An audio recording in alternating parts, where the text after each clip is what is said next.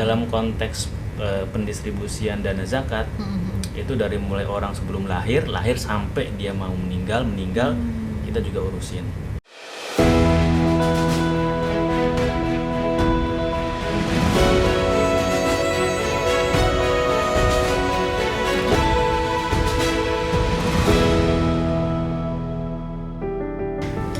Assalamualaikum warahmatullahi wabarakatuh. Apa kabar Biamers? Kembali lagi bersama saya Erlina di sesi podcast Muamalah Talk dari lantai 19 Muamalah Tower Jakarta. Nah, di sesi podcast kali ini kita masih akan bahas tentang zakat nih. Di beberapa episode sebelumnya kita juga sudah bahas tentang zakat. Memang pembahasan zakat ini seru sekali ya, apalagi momennya di bulan suci Ramadan. Kita harus lebih banyak berbagi. Dan kali ini kita sudah kedatangan narasumbernya langsung dari Baitul Mal Muamalat, Kepala Divisi Pendistribusian dan Pendayagunaan dari BMM, Bapak Jahidin atau biasa disapa Mas Jai. Assalamualaikum Mas Jai. Waalaikumsalam warahmatullahi wabarakatuh. Terima kasih Mbak Elina. Iya, Mas Jai, terima kasih banyak sudah hadir di sesi podcast kali Sama-sama. ini.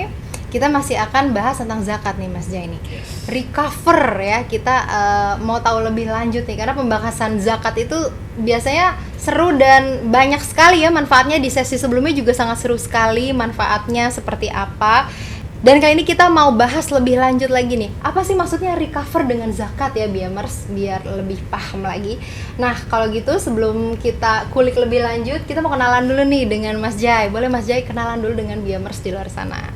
Ya, terima kasih. Saya Jahidin, bisa dipanggil Jai, di Baitul Mal Muamalat sebagai Kepala Divisi Pendistribusian dan Pendayagunaan.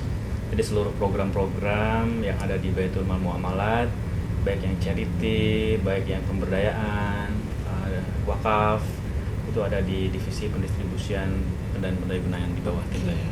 Jadi di bawah Mas Jai langsung ya? Ya. Oke, kalau gitu nih Mas Jai nih, terkait dengan pengelolaan zakat, infak dan sedekah sendiri di Baitul Mal Muamalat, sebetulnya ini mencakup bidang apa saja sih selama ini? Boleh dijelaskan kepada Biamers? Baik, dalam konsepsi zakat, sebenarnya zakat itu mengurusi orang yang baru lahir. Ya, kalau dia mau lahiran dia nggak punya uang, terus banyak juga yang datang ke Baitul Mal Muamalat dia butuh disupport misalnya. Bahkan sebelum lahir. Oh gitu ya. Jadi dalam konsepsi misalnya program nutrisi gitu ya buat ibu hamil, itu juga kita ngurusin juga. Sampai dia lahir, dia sekolah, ada yang butuh bantuan SPP segala macam, kita juga urusin. Sampai dia mau meninggal gitu kan, dia butuh ambulans, kita urusin juga. Jadi dalam konteks pendistribusian dana zakat itu dari mulai orang sebelum lahir sampai dia mau meninggal kita juga urusin. Nah, dalam default kebijakannya sebenarnya di undang-undang disebutkan program-program yang bisa masuk ke penyaluran dana zakat, bisa ekonomi, kesehatan, pendidikan, sosial dakwah dan seterusnya. Secara kebijakan. Tapi kalau tadi contohnya semua kebutuhan mustahik ya dalam konteks kehidupan itu bisa disupport oleh dana Zakat tadi ya. Yang penting secara asnaf dia masuk. Jadi, termasuk penerima ya. Betul. Jadi pagar dana zakat itu bisa didistribusikan adalah asnafnya. Sepanjang asnafnya masuk, dia masuk ke mustahik, dia masuk ke fakir, miskin, mu'alaf, ghorimin dan seterusnya. Ada 8 asnaf yang sudah disebutkan. Program-programnya bisa bermacam-macam. Oke. Gitu. Sama dia memang memenuhi syarat sebagai penerima zakat ya Mas Jaya. Exactly, betul. Oke nih, kita mau ngobrol-ngobrol juga biar Biamers lebih tahu juga nih ya Mas Jaya. Selama program pendayagunaan BMM ini yang sudah berjalan, mungkin Mas Jaya juga sudah berpengalaman ya di lapangan langsung gitu ya. Secara personal nih, ada nggak sih cerita mungkin yang berkesan selama memanage berbagai program-program tersebut? Karena biasanya kan kalau berhubungan sama zakat, kita bertemu banyak orang dengan berbagai latar belakang, dengan berbagai kisah hidup mungkin ya. Ada yang mungkin berkesan dan bisa jadi inspirasi nih buat BMers di luar sana.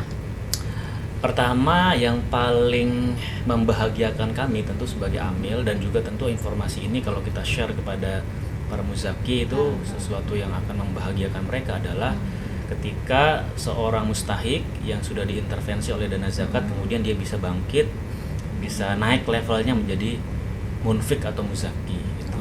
Jadi salah satu amanah negara, ya mandatori negara kepada kami sebagai lembaga amil zakat nasional adalah bagaimana mengentaskan kemiskinan. Itu menarik karena mengementaskan kemiskinan ini dalam konteks program itu berbagai macam instrumen, ya, dari mulai cara kita mendistribusikan dengan charity sampai ke pemberdayaan, dari mulai ekonominya, dari mulai sosial dan pendidikannya gitu. Jadi hal yang paling membahagiakan tentu buat para muzaki ketika melihat para mustahik ini, misalnya ya, kita memberikan beasiswa kepada 200 anak di seluruh Indonesia di 20 kampus. Anak-anak ini jangankan bermimpi gitu ya untuk bisa sampai lanjut S2 dan seterusnya, mereka mau bayar SPP untuk kuliah aja kesulitan gitu misalnya.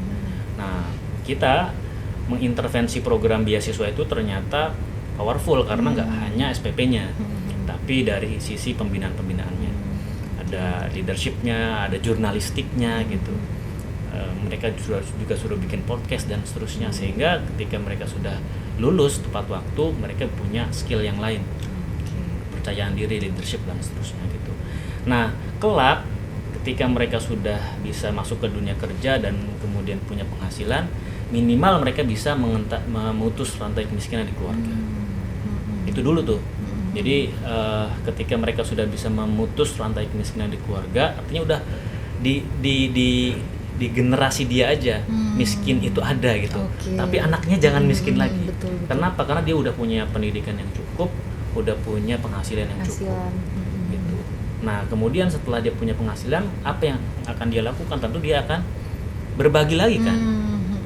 Satu tagline yang sering kita berikan ke teman-teman penerima beasiswa itu adalah jangan sampai manfaat zakat berhenti pada penerima manfaat. Jadi mereka harus terus berbagi dimanapun. Terus menerus ya. Betul. Dan berkepanjangan. Jadi harus sustain betul. Setelah mereka punya uang ya mereka harus berbagi lagi. Mereka punya keilmuan, mereka harus berbagi lagi. Itu yang kita berikan ke mereka. Jadi ketika mereka jadi pejabat pun mereka akan ingat tuh Mbak. Oh, ternyata dulu waktu saya kuliah dibantu oleh BMM, dan sebagian BMM ini kan muzaki-muzakinya pernah membantu saya. Mereka nggak boleh lupa bahwa mereka pernah susah ketika udah jadi pejabat, jadi birokrat, mereka akan berpihak pada orang-orang yang lemah gitu. Karena mindset berbaginya tadi ya Mas Jaya. Gitu. Masya Allah sekali ya nih. Nah Mas Jai, ini kan kalau kita menyalurkan zakat, infak maupun sedekah, ini kan manfaatnya tadi sudah jelas ya untuk si penerima nih, dengan berbagai macam program mungkin dari BMM. Nah sebetulnya kalau dari sisi kita sendiri yang berzakat secara personal, manfaatnya seperti apa sih? BMers juga biar lebih semangat nih berzakat, infak dan sedekah di luar sana. Ya, pertama kalau kita berzakat ke lembaga tentu kolektivitasnya akan terjamin ya, karena kita akan punya program yang bisa didesain dari awal sampai akhir, sehingga report awal sampai before afternya bisa kelihatan. Jadi si muzaki ketika berzakat ke BMM dia akan dapat report tuh. Misalnya dia berzakat untuk beasiswa, nanti kita akan membuatkan program beasiswanya, kemudian kita akan kasih report. Oh, anak ini kita intervensi dari mulai nol, ternyata setelah diintervensi sekian tahun mereka bisa lulus kuliah, mereka punya kapasitas leadership, mereka punya apa segala macam. Jadi dalam konteks pengelolaan ini akan jadi efektif gitu, karena bisa dikolektif dan kemudian bisa didesain program yang sustain gitu, yang sustainable. Jadi buat para muzaki tentu ini jadi benefit kan, karena dana-dana ini bisa dikelola dengan profesional, kemudian bisa tahu sebenarnya dampaknya itu diukur dengan profesional gitu oleh lembaga yang juga profesional seperti BMM. Gitu. Oke, jadi ada kepercayaan di sini ya Mas Jaya, karena BMM sendiri juga mengelola dana zakat dan juga dikelola secara profesional, jadi menumbuhkan kepercayaan masyarakat. Jadi masyarakat juga jangan ragu nih kalau mau berzakat atau berinfak dan sedekah lewat BMM, karena pengelolaannya juga sudah sangat baik sekali ya. Betul. Mas Jaya. Salah satu yang jadi concern kan adalah kami ini banyak diaudit, Oke. baik audit keuangan, ya duit manajemen, bahkan audit syariah. Jadi insya Allah kalau misalnya teman-teman para muzaki berzakat ke BMM, itu pengawasannya triple tuh. Bukan double check lagi nih, sudah triple nih. Betul. Dari audit internal juga ada, kemudian dari audit independen juga ada, bahkan dari Kemenak menurunkan tim auditor syariah kepada kita. Insya Allah jadi secara manajemen, secara keuangan, secara syariah, aman syariah, aman NKRI insya Allah. Insya Allah sudah terpenuhi semua ya Mas Jaya ya. Betul. Jadi masyarakat tidak perlu ragu lagi nih untuk zakat, menyalurkan dana-dananya untuk berbagi ya Mas Jaya. Ini juga zakat, infak dan sedekah ini merupakan tuntunan juga ya Mas ya dalam agama kita untuk berbagi. Dan seperti tadi menarik sekali loh, gimana agar si penerima suatu saat nanti juga jadi pemberi. Kita bisa bayangkan kalau semua orang di dunia tidak ada lagi menerima zakat nih, sudah jadi penyalur semua. Masya Allah sekali ya Mas Jaya. Ya, dan itu terjadi kan di zaman sahabat kan.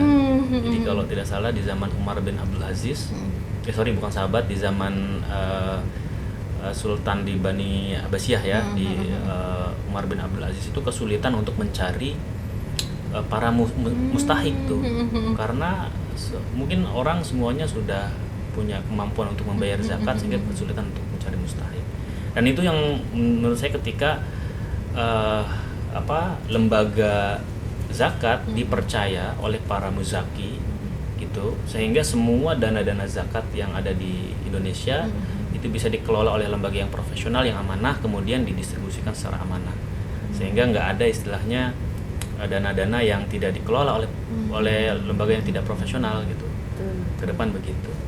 Oke, nah kalau begitu nih Mas Jai, boleh juga di-share nih buat BMers yang sudah menyimak podcast ini dari awal sampai saat ini, jika BMers mau langsung menyalurkan zakatnya menjadi bagian dari BMM, mungkin prosesnya seperti apa sih? Kemudian harus kemana dulu? Karena seperti kita ketahui juga BMM ini juga sudah punya platform digital ya, dan sudah terintegrasi juga dengan Muamalat Din. Jadi kalau BMers, nasabah Bank Muamalat nih sudah punya Muamalat Din, bisa nih langsung menyalurkan ZIS-nya lewat Muamalat Din kapan saja dan di mana saja. Tapi mungkin kalau mau datang langsung, mungkin nih Mas Jai boleh di mana gitu, mau berkunjung langsung ke BMM. Baik.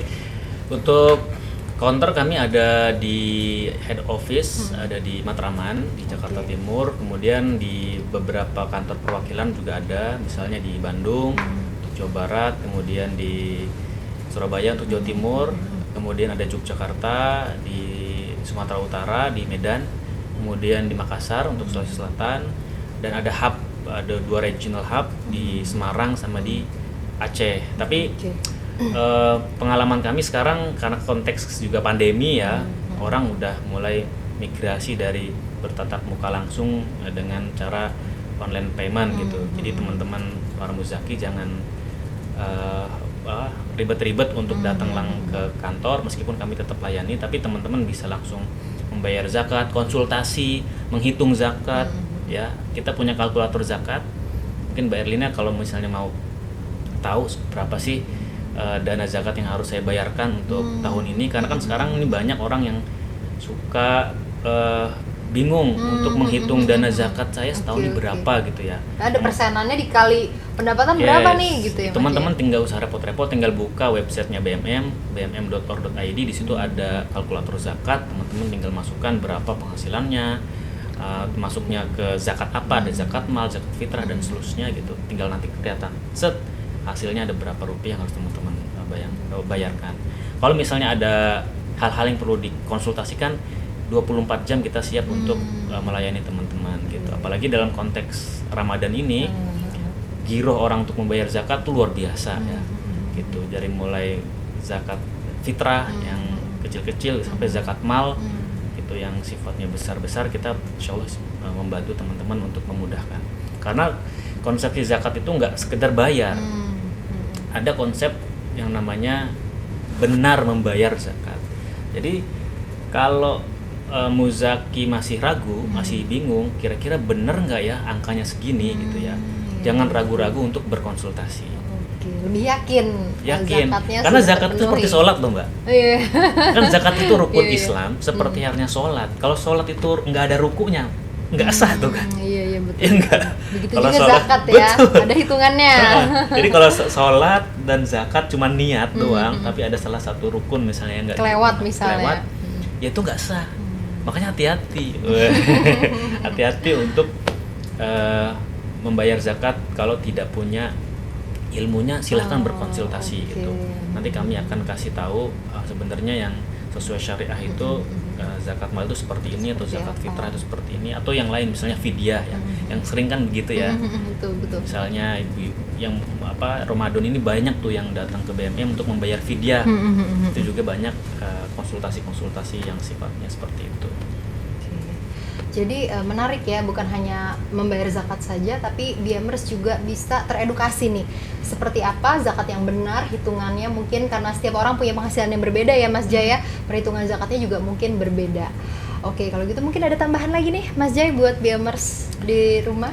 Ya, jadi buat teman-teman, terutama yang millennials ya, sekarang kan millennials sudah mulai teredukasi juga tentang bagaimana zakat, bagaimana penyalurannya dan seterusnya.